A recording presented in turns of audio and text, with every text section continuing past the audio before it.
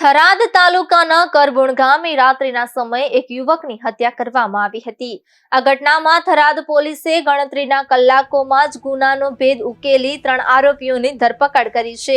મૃતકનું નામ રણછોડજી દરબાર હોવાનું જાણવા મળ્યું છે। પ્રાથમિક માહિતી મુજબ મૃતક રણછોડજી દરબાર ખેતી કામ કરીને પોતાના પરિવારનું ગુજરાન ચલાવતા હતા।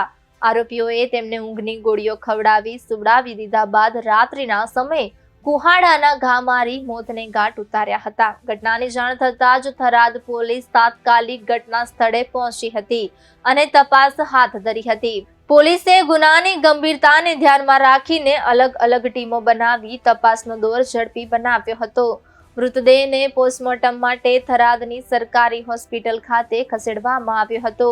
પોલીસ તપાસમાં સામે આવ્યું છે કે આરોપીઓએ પરસ્પર મદદગારી કરીને આ ગુનો આચર્યો હતો।